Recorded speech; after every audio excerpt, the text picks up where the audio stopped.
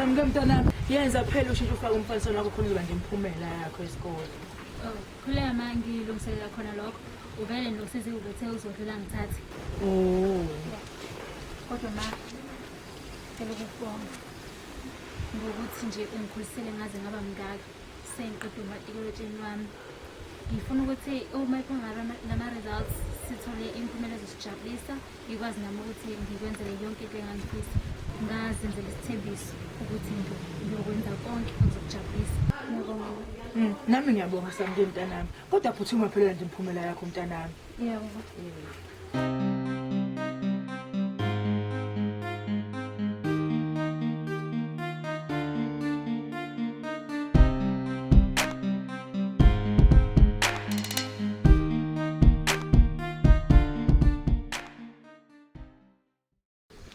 Can't wait. Yo. So my results. Okay, John. Ngithukile kodwa ayikakhulu. Yabo into engijabulisayo kuyona yonke lento ukuthi sizohamba sirest sikwazi ukuthi nathi sifezekise amaphupho ethu. Sirest. Kuzoba mnandi and futhi bazojabula. Senza wonke amakhosi ya 5 years wonke amakhosi sa-apply. Sibuke nje bethi bejabule ngikhiqize. Asiphuthi manike kodwa angazaphela amaphepha. Jabule kakhulu.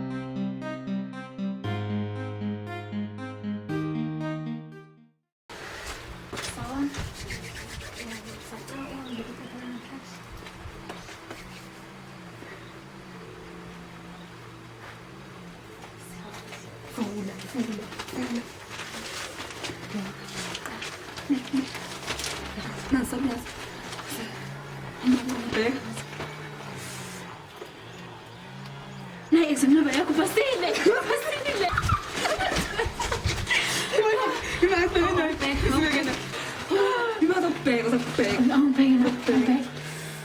Phela uyangilandela nje. Shishisa. Hey, uthi sakancane ukuthi ngibheke.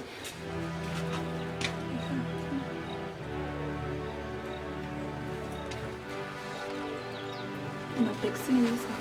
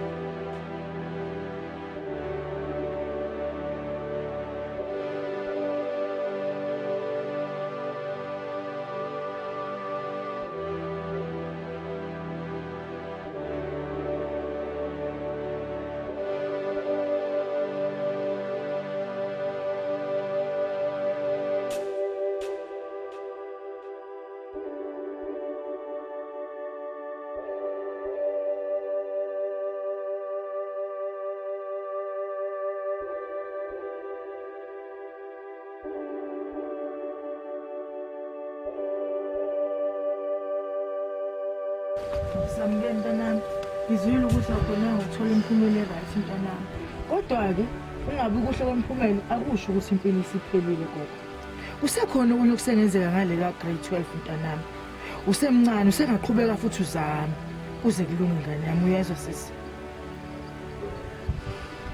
kodwa Samke ubhuti wami ulungane ebethe nobhuti amaziyo okwaziyo ukulekelela ngale kwebanga la grade 12 kuzofanele ngikhulumele naye ulungane akuse kulowo bhuti mntanami.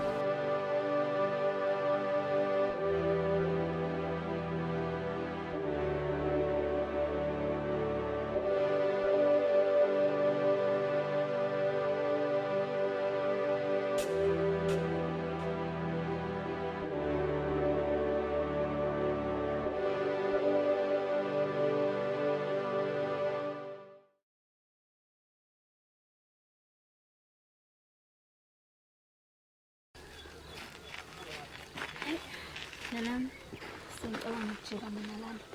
Uhambe kahle. Ngiyabonga. Yeah. Yazi kodwa-ke mina ingiphatha kabi le nto yokuthi sengikushiya ngemuva. Sahlezi thina baphuphusuke ebunganeni bethu sithi so-achieve-a sikwazi nje ethi kujabulisa nabazali. Kodwa-ke manje semane ngishiye ngemuva. Khuleka mama. Kuhle nje wena hamba uye laphana ufike ufunde. Konke sasikuhlelela ukuthi sizokwenza ndawonye ukwenze. Sasiwenzela nami. Ngiyabuza kodwa manje ngithatha khona umngane ofana nawe. Khuleka. Ngizohlezi ngikhona mina. Uma ubuye uzongithola. Ngizozama-ke nami ukwenza konke lokho. Khuleka mama. Ngiyakhanya nami. Manje enye into eyongijabulisa ukubona impilo yakho isihlangene. Uma usuhamba ngemoto uhlangana nawe ngiyajabula mina.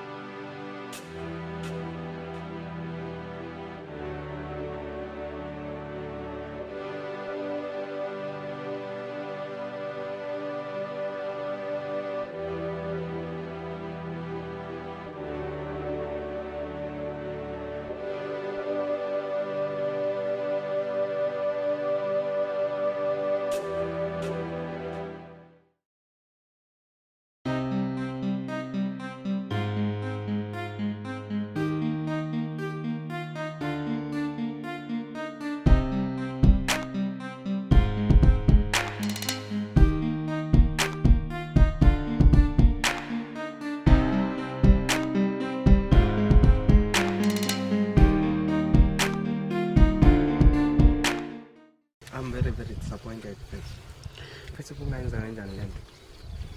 Fail matric. Ungaphuma ephepheni wena. How could you? Ngihamba ngothenga iphepha ngithi ngizobona inamba yakho. Why ungavelanga? Yazi uyena yonke lento ngicabanga ukuthi wena uzongisela. Hey boo. Mina ngiseke wena. I gave you enough time mfethu just to study because you want bekumele ungijoin evarsity yokwenza first year yakho next year as in, I'm doing second year. How can you imagine mina nawe manje mfethu wena ufelile mina mfethu ngisevarsity. Uyabona ukuthi mfethu you just roll everything. I'm decided ukuthi mfethu just to end izinto because wami now. Konke ukuthina lokho. Ngikona ukuthi we are done. Mina mfethu I'm not a failure. I'm a winner. I'm always a winner futhi. Engiphinde ngeme nawe kanje. Phelile phansi kwami nawe.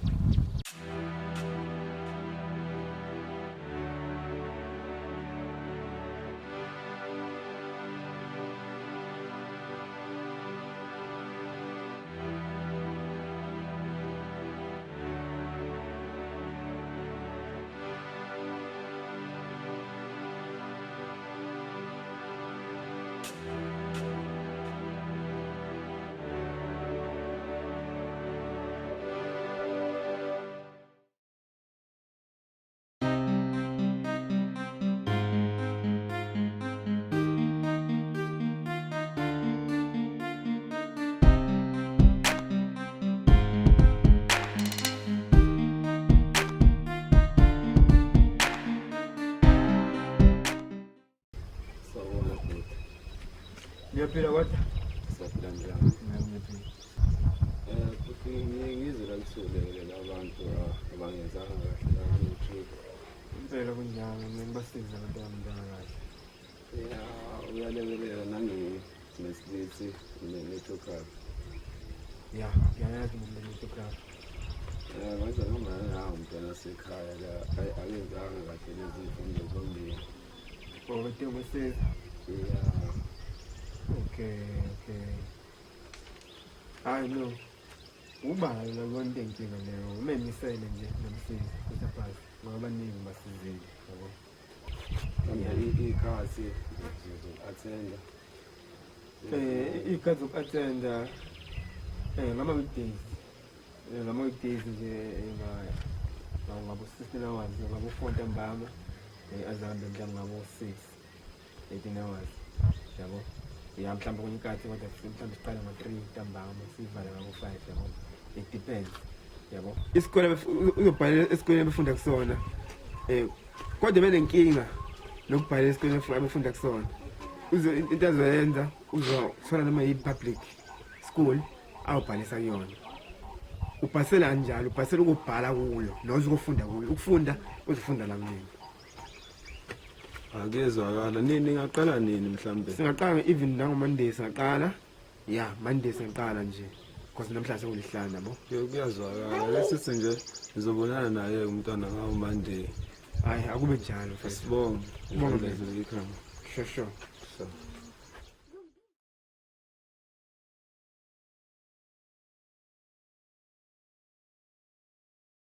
Okay, it's okay.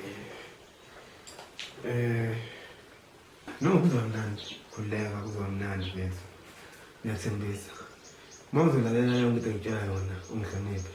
Mina ngiyathembisa. Ngiyakusiza ukuthi ukwazi ukuphasa.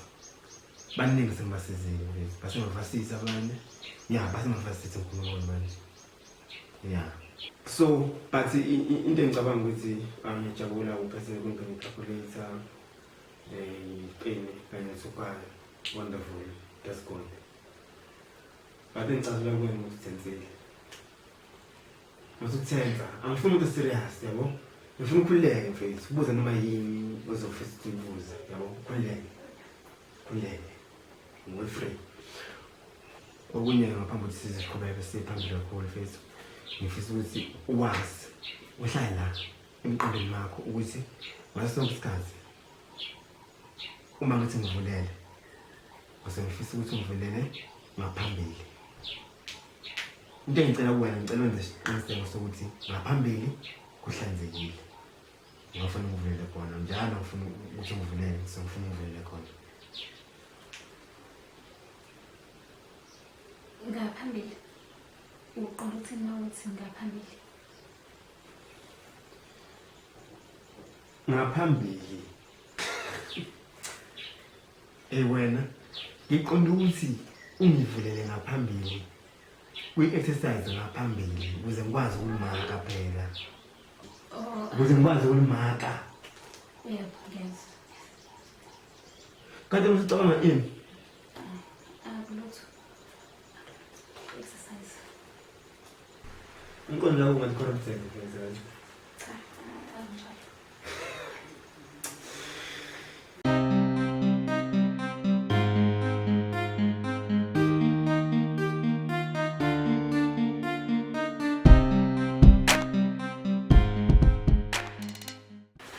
Okay. Lento asingayikomplicate mfethu. Asiqale nje ngale chapter leyidume kakhulu lapha ngilethi i-measurement okuyiyona 70% vele kwa-exam sekuyi-measurement yabo. So mawazi yona ku-understanda kahle neshoyo ukuthi into zakho sezimhlophe. Laphana ku-measurement angithi siyakhumbula ukuthi khona i-weight, khona i-length, i-weight, i-volume. So ngifuna siqale sikhulume nge-length. So with-length siyazi sikhuluma ngalento ngama-millimeter. Kufanele sazi u-10 millimeter ulingana na-centimeter, 100 centimeter noma 1 meter, 1000 meters ulingana nobani no-1 kilometer, yabo. Yeah. So each and every time if you want to move from a small unit to a large unit, you have to divide. But if you are moving from a large unit or centimeter, some millimeter, or small units, you have to multiply.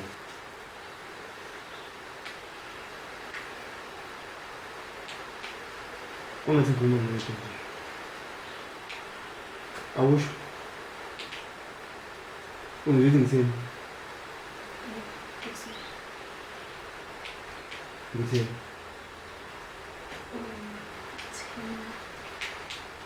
Uma ngabe sifuna ukusuka kuma-kilometer sidinga imali.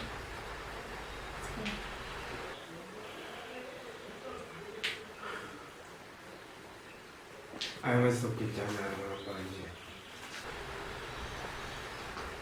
Uyabona mangiqhubeka kanjena ukuthi ayinto ezambayo ayinto ezolunga yabo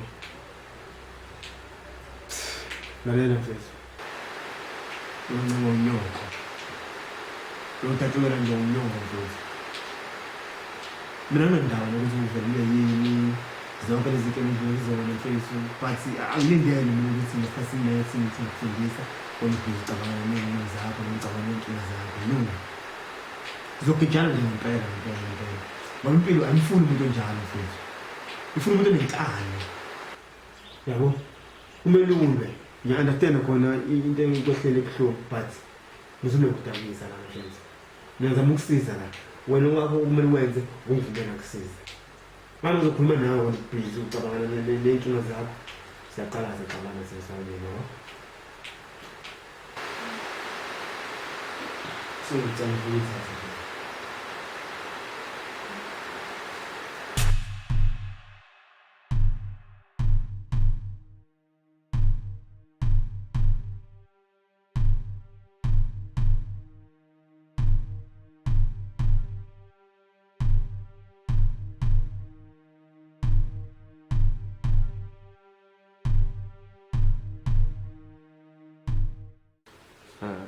no ngiyabona mfethu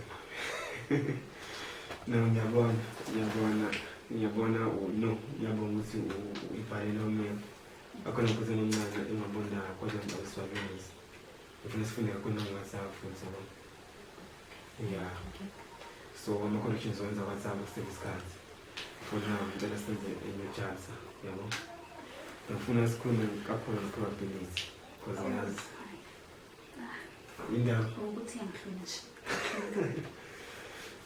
okay yabona uzifika mina nje manje ngokuchazela kusimplifyile yona mfethu ngitshengisa ukuthi ilula kangakanani yabo ya masikhuluma probability mfethu sikhuluma ngamathuba uzimanga kanani amathuba ukuthi wenze into ethile yabo for instance makuthiwa mhlambe endlini kunabantu awu-10 amantombazane awu-3 abafana awu-7 mase kuthiwa abafake amaphepha anamagama abo khona lapha ebhodleleni mase kuyaguvuzwa lapho mase kuthiwa mangakanani amathuba ukuthi makutonyulwa lapho utonyulwe igama lentombazane yabo kuthiwa mhlambe mangakanani la mathuba as a percentage so makuthiwa as a percentage futhi uzomele uqala utshele kuqala kufuneka yiphi probability or probability amantombazane that means uzobhala u-3 kuyilento kwi-numerator yakho khona right u-3 then ngenxa yokuthi itotal yabantu abalapha endlini bawu-10 lokho kutshela ukuthi uzobhala u-10 laphana kwi-denominator yakho ngenxa yokuthi kuthiwa wena as a percentage ngoba silandele i-instruction ngenxa yokuthi kuthiwa as a percentage lokho kutshela ukuthi kumele simatetayo ngubani ngo-100 so ngalo ndlela-ke antizivesethiwa lapho kuzobe sekuyi-probability yentombazane as a percentage kanjalo uma kuthiwa as a common fraction ngoba kumele siyikreme lento i-question iqhamuka nami kanjani kwenye inkathi bazothi give a probability yokuthi kuselektheke intombazane as a common fraction lokho kutshela ukuthi i-common fraction uyazi nambe kanjani inamba enani ene-numerator ne-denominator so vele ku-numerator yethu sine-3 uyilento i-probability amantombazane then i-total yethu bani u-10 nanithi futhi u-3/10 sesiqedile i-common fraction simple ne but makuthiwa as a decimal fraction then siyazi decimal fraction inamba ene-comma leyo ne shuthi u-3/10 so first ubhala u-3/10 common fraction u-3/10 then masithi shu 10 uyangaki 3 then so 210 akayi 3 ne shuthi zothi ikwasana masithi u0 lo 0 sithi 0 comma lo 0 phinde futhi uthatha sobeke lapha na 3 ne masithi yabuza futhi u10 uyangaki ku30 manje uthi bani u10 uyangaki 30 uyakathathu shuthi zothi sibhala bani lapha so sibhala u0.3 yeah okusho ukuthi ngaso sonke isikhathi imele sifake u-10 ku-denominator exactly ungalenzi iphutha ngaso sonke isikhathi u10 kahle kahle kwi-denominator sibheke total i-total sesixube konke amantombazane nabafana yabo then kulento kwi-numerator sibeka ile sibeka lo esimfunayo as i-probability yethu yabo yeah ngiyazwakala yeah uyayibamba nje mfethu bakufunani Ukuzamisha. Ngiyacabanga ukuthi sengizoba ready ukubhala. Enye into engicela ukuthi uyenzeke sezokhulula ihoma ngicela ukunikeza via WhatsApp yabo but into engifuna uyenze ufuthi njalo mfethu before ulale ukuze uphase imathilezi njalo before ulale kube khona ama-problems uzawabuka eMaths kube khona ama-problems uzawabuka eMaths ungalali mfethu ungabonga nokuseso Ngiyabonga kakhulu.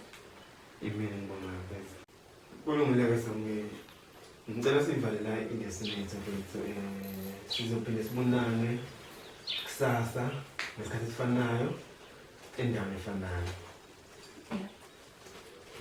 uma ukhona lapho ngingakhona nginikeze yona ku-WhatsApp ngeze ngikhona ukuze ngala ngo-2 ekuseni. Alright, yazala. Ngiyabonga.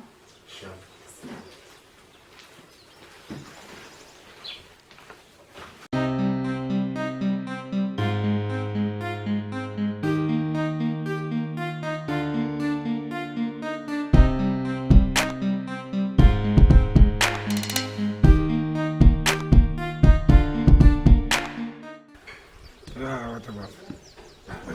Sonke lesi sikhathi mfethu up and down la kukhona abantu besifazane abangena bephuma la ubasiza ubafundisa mina mfethu ngiyakhala ngalo muntu wesifazane omuhle kanjena mfethu muhle kambe lo muntu wesifazane lo yena umuntu ofanele ngithathe lo mfethu ngaphambi mfethu ikhona inkinga onayo fanele ukhulume nami ubhoti wakho usho ukuthi ushoda kuphi inkinga yini mfethu yini kwenzakalani ngawo ngempela phela ngophela mfethu wena ngazi ngibona uvuka ngamunye yabona ukuthi mfethu asiphoka hayi bafanele ngabe yavuka la ngisophinde ngimbone umuntu wesifazane lo nathi udlwana ngamafu yini ngempela bafo khuluma ngichazele mfethu bukhona inkinga onayo khuluma futhi ngichazele akwazi ukuhambakasa kanjena mfethu hayi mfethu vuneka mfethu vuneka awume bafo awume lalela le muntu mfethu udinga usizo une-depression mfethu udinga usizo lami ukuthi ngimfundise akwazi ukuthola ama-results right so angikwazi ukuthi i-advantage yaleyo nto mfethu umsebenzi wami mina njengamanje wokuthi ngimsize ukuthi athole i-break ngimsize futhi akaphasa lezi fundo ezayifeyilile hayi lento ngitshela yona mfethu ngiyakuzwa bafo still angineseki into engisho mina mfethu kukaningi ngibona abantu besifazane bephuma bengena la mfethu elayidlaleni muzukudlala kancane nje bafo angisho umthatha advantage bafo kodwa mfethu nawe noma uwasenza ubafundisa usuku nosuku abantu kube khona umuntu mfethu ozovuka ngaye wakho umuzwa kethu bafo hayi bafo ntwana hayi ntwana angathi aphuma esandleni kanapha athi aphuma ntwana esandleni bafo nawe bafo uthi understand mfethu me I understand, mfethu, but fine, I got the better, ngeke ngisho mfethu pick up ntonami vuka ntonami alikho impentshisi engingaphinde libe khona edluleleni mfethu baningi abantu fana bengena bephuma la mfethu akazi ubuke namuntu mfethu namanje mfethu awunantombi saphela isikhathi washini futhi siphelile isikhathi washini mfethu phakama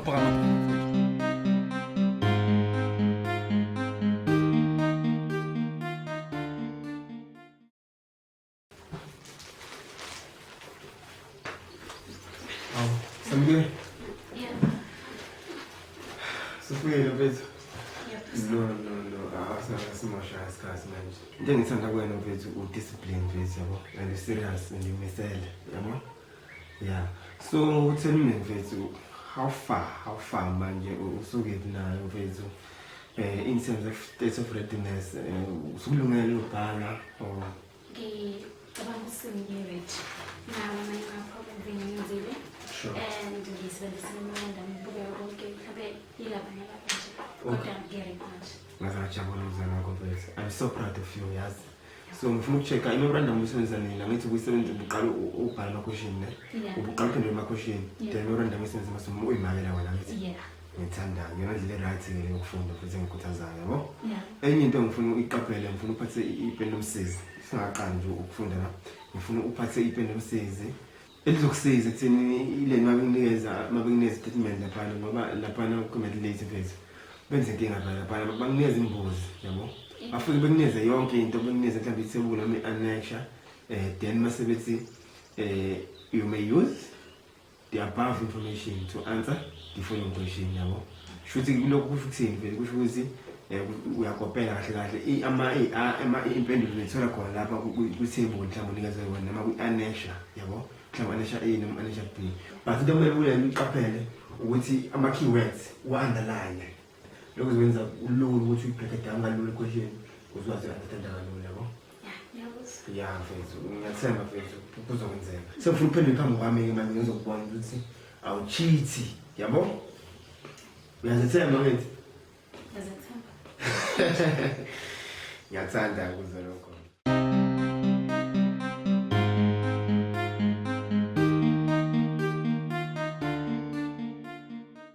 So far so good. Ngibona sengathi mfethu. Uyibamba ngathi semdala mfethu. I'm happy. I'm so proud of you. Ngiyathemba mfethu ufuna pass. Yeah. Before ngikhuluma ngifuna ukucheck izinto ezimbalwa. Ngoba nama questions ambalwa phakathi ukwamameza mfethu yabo. Njengokuthi mhlawumbe imbuzi ukuthi uvet umeleni, yabo? Yeah. Uyazi umeleni vet angithi? Yes. I Umeleni know vet. value added tax. Yeah, that's wonderful. That's good. Ngiyajabula mfethu mawukhumbula. Then usazi umeleni? Umele South African Revenue Services. That's my girl. Ngiyajabula mfethu. I'm so proud of you, yes. Okay. Kubukeza ngathi ngithemba kahle.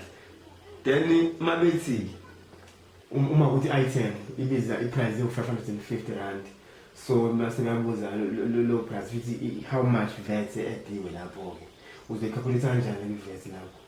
Well, I know, but I think ngizothi 15 over 100 times 550. Sure. Then the answer is uphuma lapho kuyona. Manje wazuphatha kangaka. Ngizophatha nje.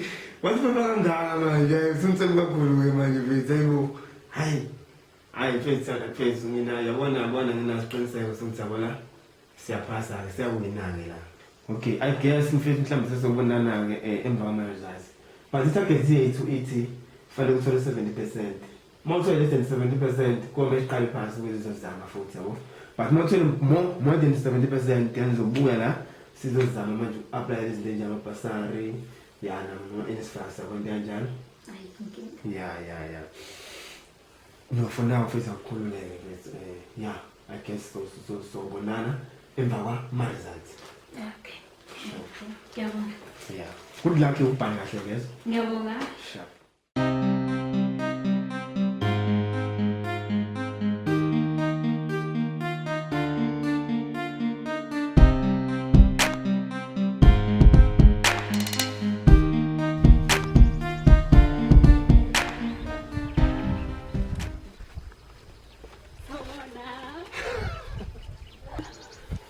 Samgalisiwe. Yebo. Ngizojabula ukubona mfethu. Ngiphathile zimnandi. Ngiphasile. Ngempela? Ngempela, ngiphasile. Mfethu. Ngizojabula. Tjo. Ngiyabonga. Uphasa kanjani? Imath lithi 87% bese kuthi geography 70%. Ngibonga wena. Mfethu. Ngiyabonga. Umsebenzi wami ngiwona lo mfethu. Ngiyabonga akuthi kulento isihlalo la nje mfethu.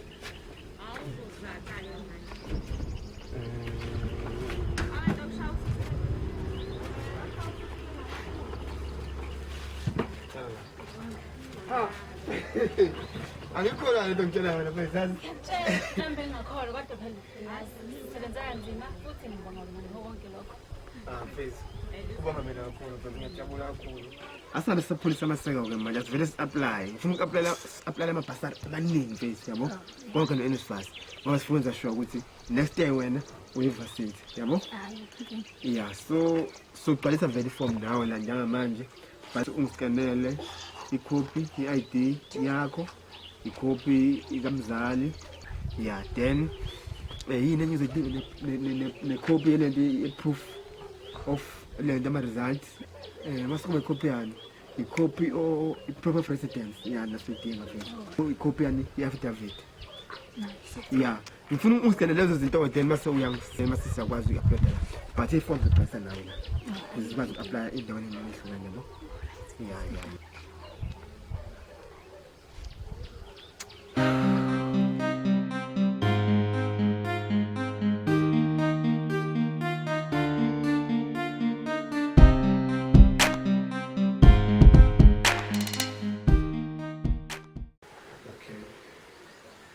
There we go. Now I think this up yakho. First color nyaka. Uzela ngokunyaka? 2003. Inyanga 11. November. Yeah.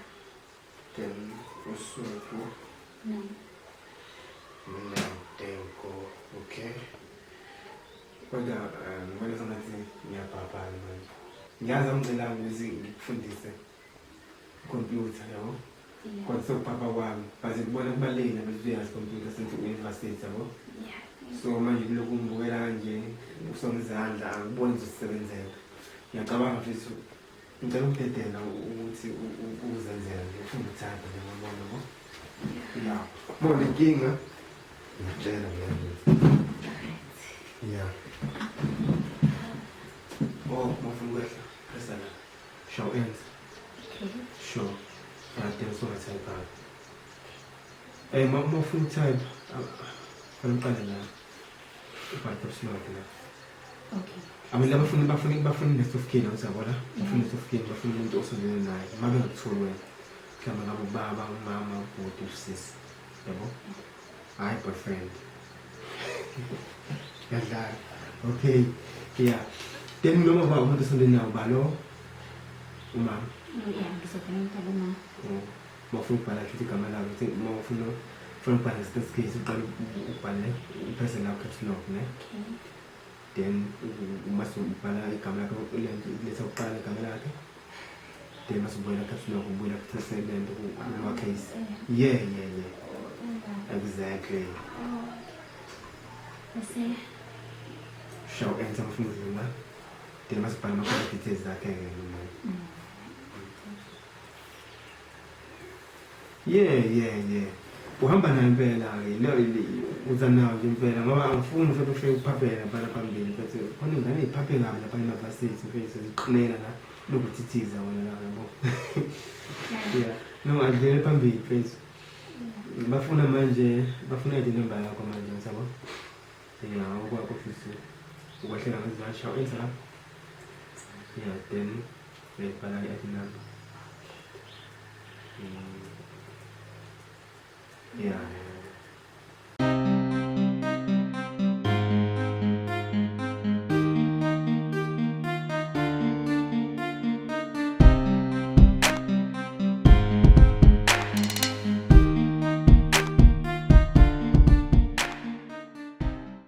Wathi ugqoka ingubo nganokusho ngemanje. Yena nokusho usezigqokanile manje. awungahlala ngami ingubo nje leyo. Ngiyadlala. Manje ikhwama aqoqa kodwa hayi angiqale ukuncoma qala qala kahle. Ngiyabonga. Unohle futhi. Ngiyabonga. Manje ikhwama manje sahamba. Kanti-ke bengidlulela khona lokho uzosho ukuthi sengiyahamba. Ngizobonga ngokuthi ngisizile. Ngi-Asethile University ngathola nebhasari. Ngizobonga wena ngokuthi ngisizile. Mhlawumbe kube ubungekho ngaba ngikwenzanga lokho. Ngempela? Ngempela. Yay! Angazi, I just became speechless. I don't even know what to say, mfethu. Kanti kufaneleka-ke imisebenzi yakho yonke mhlasimbe kube ubungekho bengingeze ngikwazi ukwenza konke lokho. Mina nomama mfethu ngiyenza nje. Into engangidalele yona mfethu. Umsebenzi wami ulento ukusiza abantu vele mfethu yabo. Ngaze ngajabula kodwa manje ukugcina ukuthi information nabo ilawo ukuthi ama-challenges akhona ama-challenges uzathola phambili. And challenges are always there, yabo. But I'm not there to take you down. But I'm there to lift you up. Yabo? Yeah. Kodwa khona leyo kodwa ngibese ngikuhlonze. Oh, yini-ke le? Ukuthi ngiphinde ngibone veze. Kanti kusangenzeka kuthiwa iy'ntaba yahlangana kodwa abantu bayahlangana. Yeah, mangisho mfethu. Kodwa yeah, asembe mhlambe. Yeah. It's okay mfethu. Ngiyaqhela kakhulu ngawe mfethu. Uqaphele ngafika laphana. Uyiphathe kahle please mfethu. Yeah, impilo laphana iyashesha kakhulu bangani baningi kodwa uqaphele abangani ohlupha nawe please. Ngizokwenza kanjalo. Yeah. Ngiyabonga. Ujabule ukuhlala nawe.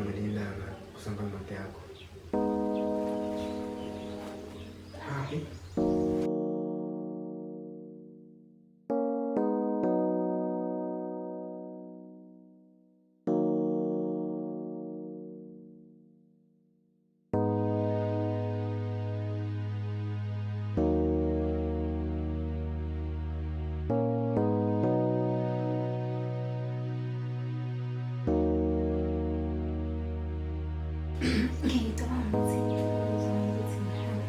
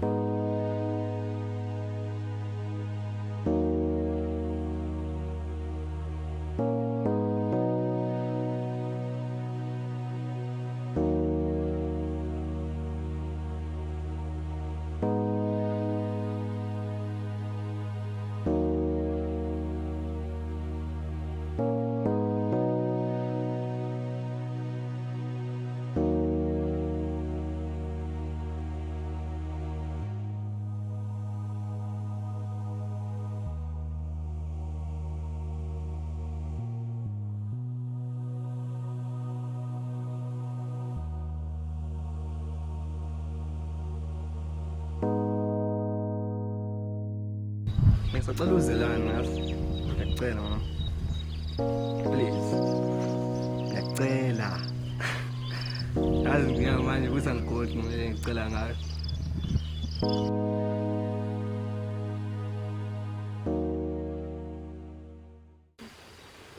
Ufuna nento? Ubuza kanjani into fana leyo? Futhi ngokuqala ngicela nje ukubonga.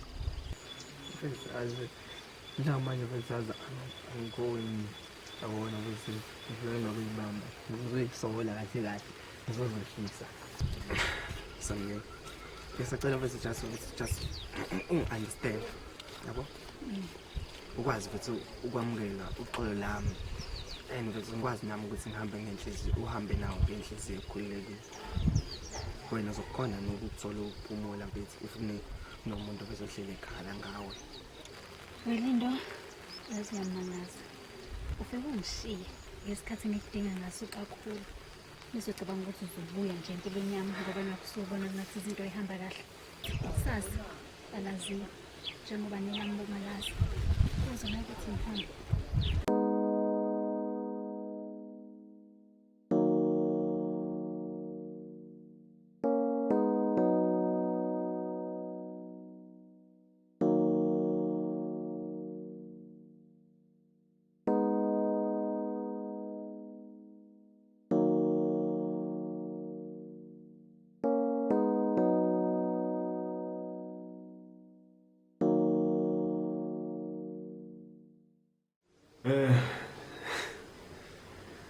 Sanibonani guys, ngiyethemba niyaphila nonke.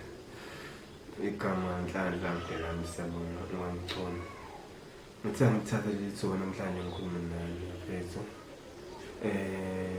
Ngizobonga kahle kahle ngizele ngizokwenza umningi. Ngizobonga i-support esithola mina. Ukubonga umsebenzi wethu, subscribe, comment. That is really mean a lot to us.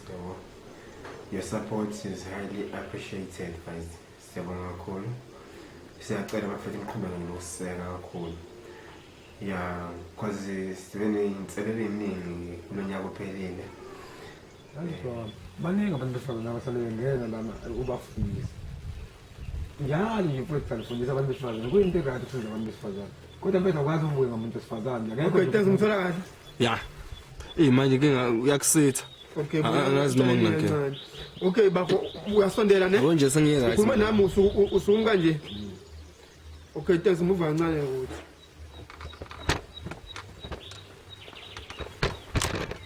Sure. Yeah. Okay, Yeah, you're right. Asambeni. Okay. Ngiyafisa ukuthi ngithembise ukuthi this kuzoshuma kakhulu. Kuzoshuma kakhulu kahle kusazomnandi. Into esicelayo nje ukuthi uqhubeke ngihlale nathi. Yeah. Kuthi ngivele ngifele ukuhleka bafethu mancane ngokumnandi enze ukuthola guys manhleli nathi this. Yeah, bafethu. Enye into. Mele ngithathe nje uvela nehlalo ne laptop. Yeah, ngivela nje. Angala. Igiya lelo ngathembisa ne. Yani ukuze mangisukuma. Ikhuluma kancane nje. Yeah, singikwenze. Yeah. So ushayiphe iphilende bathi till short ne? Till it's short. Oh, Then vela ngithi ilento ibuka phansi kamera njengamanje. yeah. Then ngithi mangisukuma then uyaleka. Uyanyusa. Uyanyusa nawe ne. Okay. Yeah. Yeah. Manje ngizokwazi ushaya short. Yeah. Zofunda. Fanele ngifundise phela. 3 2 1. Okay. Uma action weqala ulinde ne. Mhlambe bala kathathu ne. Face. Enye into engifuna ukuchaza le. Ama-content details yami vele nje ngizowashiya Facebook. Khona isiqopha mlando uqada mchunu. Yeah. Uthola mina lapho ungifollow. Then you can follow me kule account leyo. Yeah, then yeah. Number ucinga futhi ngeke ukuyishiya. Yeah, so into enenzayo into engicela ukuthi abantu benze makwenzeka ukuthi mhlawumbe ufisa ukusho something ngomsebenzi wethu ufisa ukusincoma noma ufisa usigcina ngokwakhayo into ebizwa nge-constructive criticism. And yeah, uma ufisa mhlawumbe ubeka input or something unesicelo esithile mhlawumbe ufisa senze ngendlela ethile mhlawumbe yeah siyatholakala uyakwazi ukuxhumana nami inamba ihlezi khona. Into engicela kakhulu bafini ngicela ukuthi makumonze ungixhuma even naku-WhatsApp bayatholakala noma calls fine iyatholakala but introduction ebaluleke kakhulu. Mhlawumbe uqala uzisho ukuthi usibani ungasibani and inamba yami uyithola endaweni ethile. Yeah, then kuba lula ukuthi sixhumane emva kwalokho namuzi izinto zibe lula kumina but uma ufika ukuthi sisawubona uhambe uthi kunjani emva kwalokho uma sohlala edabeni uthola ukuthi angikwazi yabo so kuba nzima nami ukuthi interact kahle nawe yabo. Imfuno zenu mina ngizozibona guys, imfuno zenu ama-comment ama-comment notification ngiyithola. Yeah, njengoba ngibona reactor sometimes ngiphendule i-comment amele ngiyiphendule. So konke nikusho guys ngizoconsider kanye nethina senza naye. Yeah, so even noma nje uyafona ukomenta noma ngixhuma personal ungitshela then mhlawumbe uthi ufisa senze njani. Abaningi mhlawumbe bazofisa ukuthi kube khona part 2 kwemovie ethile no part 3 part 4 ikhona nje enye movie yeah ngifisa ukuveza le ukuthi ngisenzele endaweni eningi ngisashowe ngiyafika eshowe ngifuna ngisebenzele khona ubuhle bendalo benziwe eshowe then mase kukhona ama-movie amaningi esenzele eThekwini sengihlangana nezinye ikhokho zami sesibiza nge-Dis Media then but-ke mina ngiphinde futhi ngisebenzele kwamaphumulo but lezi khokho zami ezenza nazo eThekwini iziyakwazi ukuthi uwehla zize kwamaphumulo sizoqhubeka kwesibiza nge-Dis Media but mangihamba ngedwa isiqopha mlando production yabo. Yeah, ngiyasho njalo nje. Yeah, bafethu but mhlambe into ofanele mhlambe ngigcizelele ukuthi kuyenzeka sometimes uzofuna ukuphatha kwemovie ethile mhlawumbe bona kunama-delays ukuthi uqhamuke ngizama ukwamitha ama-needs akho ini ngizama zonke indlela ukwamitha ama-needs eni guys kodwa sometimes akwenzeki face kuba nzima. Why kube nzima because ukhipha imovie mhlawumbe part 1 noma part 3 noma part 4 for instance ngizibonela ngale movie ubuhle bendalo baningi belokhu bafuna part 4 nangempela futhi part 4 ngawubhala usawubhala ukhona yeah ukhona part 4 ubhaliwe but indlela okushuzayo manje iyachallenge yabo. Why challenge ngoba akasekho umuntu obengihlelela yonke into laphana eshona mina ngifisa ngizoshuta ngiqhamuke eSewini ngifisa ngiphathe amakamera ngikanizela bonke abantu esishuza nabo nama-location esishuza wona so umsebenzi ube lula mina solo sislow usewashada lo ngixhumana naye okuyena futhi bengingene emsebenzi yabo. So mesashada akasatholakala lula naye akasazokuba ingxenye futhi vele i-movie since manje kumele acele lapha kosibari yabo zonke izinto kanjalo kwi-process. So amantombazane amaningi aseshowa kuba nzima ukusebenza nawo ngoba awuthothi uzosebenza na ulide ngayo ekugcineni mase kufanele uqhubeke u-part 2 noma-part 4 noma-part 3 noma nje iqhubeke phambili emuva. Loyo muntu usedlulile esitejini sokuba intombi, usedlulile kwesinye stage yabo. So mase kuba nzima uthothi imuvi iphele ekule stage sokuba intombi kufanele alindeleke ebonakala ekuleso stage futhi kanti usedlulile kusona yabo. So iyangishallenge kakhulu. Enye into futhi e-challenge ayenza ukuthi mhlawumbe part 2 ungaqhamuki noma part 3 umvethile ungaqhamuki. Ilento ukuthi mhlawumbe usezosebenza nomuntu njengoba uhlezi ubona isikhathi esiningi ulida mina. Angithandi ukulida, ngithanda ukusebenza behind the scene but izimo ziyaphoqa yabo. Yeah. So mhlawumbe usebenza nomuntu umledise i-movie abe protagonist ye-movie. Uthi mhlawumbe lo niqeda ukusebenza vele ngisazwani sengiqabene already yabo. Because behind the scene kuningi okwenzakala guys, kuningi kulungiswa. Uthi uma ubheda vele fanele uqale phansi, uma ubheda kakhulu fanele ukuphindiswa, lungisa, phindiswa, lungiswa. Senqaba ama-shots yabo. So omunye eqeda vele sengisayifisa indaba kumele movie yabo. So ufuna umuntu o-mentally fit, physically fit yabo, o-understand ukuthi kwenzakalani. So kuyenzeka ukuthi usebenze nomuntu emaganga ufuna ukusebenza nawe umbona futhi unalo ikhono uzokwazi ukulida but masimnikeza ithuba uzothi niqeda vele yabo akasathani. So part 2 manufuna masuba nzima ukuthi utholakale yabo. Yeah, ngizama nje ukuthi ngifuna ukuyichaza leyo bafethu ibe clear. Nanokuthi guys yeah, siyabonga kakhulu i-support, siyabonga kakhulu i-support, niqhubeke njalo bafethu kusaseka. Siyathanda kakhulu. Nakho ukugcina ngifisa ukusho ukuthi siyacela bafethu, siyacela niqhubeke bafethu nokuseseka njalo, niqhubeke nokuseseka. Siyathembisa sizoqhubeka nathi nokunijabulisa. Ngiyabonga kakhulu ngethuba. Amen.